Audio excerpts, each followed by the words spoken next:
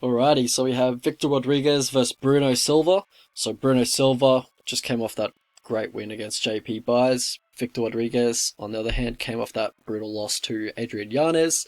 Tough debut. Tough debut in the UFC. I'll give him that. That is at 135, Adrian Yanez, that guy's going to be top 15 soon. But yeah, he's back in his natural weight class. He's got a 1 inch height advantage, a 1 inch reach advantage over Bruno Silva. And Victor Rodriguez, he likes to get his work done inside the distance. He's never gone to the cards in his 10-fight career, but, you know, it is flyweight at the end of the day. And worth mentioning that Bruno Silva trains at Fight Ready, which is Henry Cejudo's gym, the gym that Henry Cejudo trains at. So that's a great gym for smaller fighters. So Cejudo, Pitbull, I think Colares trains there. But, you know, Bruno Silva's there as well. There's a few other good fighters there. I just can't remember them off the top of my head. Also, Korean Zombie's there. He'll be there like right now probably for the Dan Ige fight. Probably he's doing his training camp in USA, I think. So he'll be there if you want some bigger looks. Probably won't need it for this fight since Victor Rodriguez isn't a huge guy. But yeah, we'll break down the strike into these two. So for Victor Rodriguez, a lot of his offense is a huge right hand. Pretty much, he looks for the naked right hook or the naked overhand right, and pretty much he looks to take that momentum and end up in the clinch. And he will switch stance. You know, it will be a overhand left or a left hook, but basically it's the power rear hand, and he's just winging it pretty much. And he looks to enter the clinch like that, looks to get his wrestling going. We'll get into that in a second.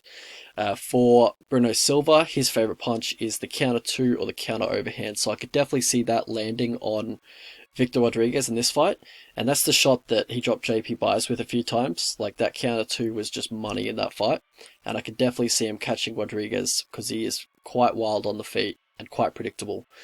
Also, Bruno Silva has a really nice low calf kick, and he goes to that as a game plan. Like, he uses it as a game plan. He tries to really debilitate your lead leg, and Victor Rodriguez is quite heavy on the lead leg, plus he overextends quite a bit, so a lot of his weight distribution is on the lead leg, so he'll probably want to get this fight into the clinch.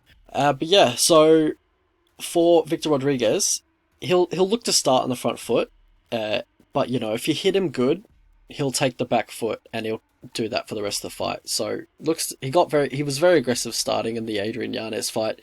Yanez hit him a few times, immediately facial expression changed, started taking the back foot.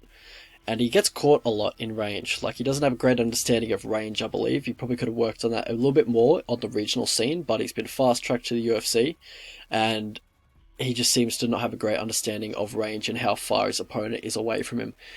And I can just absolutely see the counter two, or the left hook of Bruno Silva catching him in close, because Bruno Silva does sit down on his punches, the counter two and the lead left hook, so he needs to watch out for that. What I expect Victor Rodriguez to do is go to his wrestling, so he'll go to a single leg. That's pretty much his go-to takedown. On the fence, he'll look to switch it up to a high crotch and then look to lift his opponent, kind of like Daniel Cormier, but not really. I won't say it's like Daniel Cormier, but it's the exact same takedown that Cormier uses. So I'm not saying, you know, he's on the level of Cormier. Just don't want to get that twisted, okay? For Bruno Silva, he's got a nice outside leg trip in the clinch. Well, he's also very strong from the body lock. We saw that in the JP Bays fight, where he got Bays in the body lock and Matt returned him a few times. He's obviously very strong there. And, you know, iron sharpens iron. At those gyms, there's a lot of wrestling going on with Pitbull, Cejudo, Bruno Silva. I would imagine he's getting better day by day with his wrestling. Also, when he's on the mat, he looks to get the back immediately. He's pretty good on top. And yeah, we saw that in the JP Bays fight as well. So how these guys win? So for Victor Rodriguez, I need to see more against decent competition. You know, I don't really know how he stacks up against decent competition, or how he wins against decent competition, because every time he has stepped up, it hasn't looked pretty. And for Bruno Silva, he's well-rounded, he's good everywhere. Not excellent, but just good everywhere. And he has good low calf kicks, and he sticks to those as a game plan, which I like. Alright, so how these guys lose fights? So for Bruno Silva, it's the striking tendencies. I didn't discuss them here because Victor just won't take advantage of them. So I'll maybe in a later video, but I don't really need to talk about them here. Victor's not going to exploit those. For Victor, it's the striking tendencies, but I mentioned them for his, and his chin does look quite weak. So path to victory for these two. So for Victor Rodriguez, look for the outside inside low kick, depending on your stance. Just look to really slow down Bruno Silva. He also doesn't check low kicks that often, so look to attack that lead leg. For Bruno Silva, look for the leg kicks, attack his wide base, look for counter combinations as he throws that naked overhand.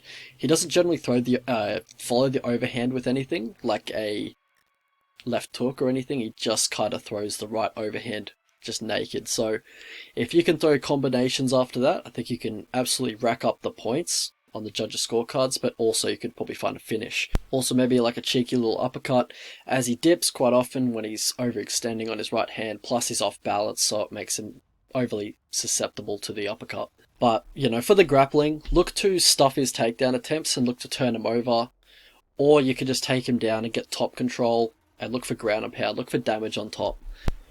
Alright, so how I see the fight playing out. Alright, so not much footage on Victor besides his last 2 fights, and you can call me GSP because I was not impressed with his performances at all. Alright, enough of that. Alright, so yeah, he had a tough debut against Yanez, you know. Yanez is legit, but pretty much in his fight before that, he was getting beaten up by Mazarek, which was his opponent on the regional scene, and until Mazarek gassed, I think he lost the first round against Mazarek. So, not too impressed with Victor Rodriguez, but Silva, on the other hand, he looked fantastic in his last performance by dominating a decent prospect in JP Bays, and also out-wrestling him as well, which a lot of people thought Bays would have the advantage, including myself. I thought Bays would, if he was going to win, he was going to have to use his wrestling, and I thought he would take down Silva a few times, but Silva absolutely dominated him in the wrestling, so fair play to him, obviously improving day by day. Iron sharpens iron, as I said before, at that training gym at Fight Ready. And I don't see Victor Rodriguez getting him down, absolutely, if JP Bays isn't going to get him down. But I think the UFC knows exactly what they're doing here. Like, booking Victor against Bondar, and now Bruno Silva, who are both quite a few levels above him, it's clear that they're trying to build up a prospect in Bondar, and hopefully get Bondar a finish, but he had to pull out, so now they've got Bruno Silva in there, because he has a little bit of momentum as well. And also, hopefully, he can get a finish as well, and, you know, maybe a highlight. So I think it's quite obvious what the UFC are trying to do here. But I do think the path of least resistance here for Bruno is to use his grappling. And I think he should also win on the feet as well if he wanted to. But I think path of least resistance, take him down and just ground and pound him.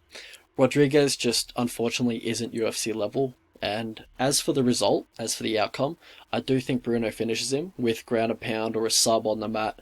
Or they start exchanging, and I think Rodriguez comes off as second best, and Bruno Silva finishes him with a TKO. So yeah, that's what I think, and let's have a look at the betting lines. Alright, so the prediction is Bruno Silva. I do think he finds a finish. I think he TKOs Victor Rodriguez, either on the ground or on the feet. So yeah, I do think Bruno Silva gets this done around 75 to 80% of the time. I favour him a good chunk of the time, so I am looking to parlay Bruno here. I think he should be quite a sizable favourite, and I think he deserves the price tag of around $1.35 or minus $285. So yeah, I'd probably parlay him at anything above $1.35 or minus $285. So yeah, I think his price is correct. I think there's still a little bit of value on the price, honestly, and I'm kind of hoping the price keeps going up. But one other bet I was looking at was fight doesn't go to decision.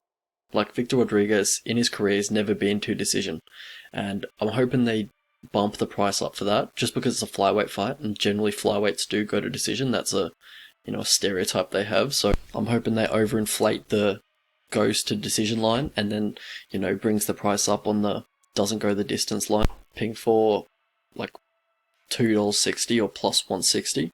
I think Bruno cracks, and I think Rodriguez's chin is a bit suspect, and I think he's going to get just mauled on the mat, honestly. So, yeah, I do think this fight doesn't go the distance.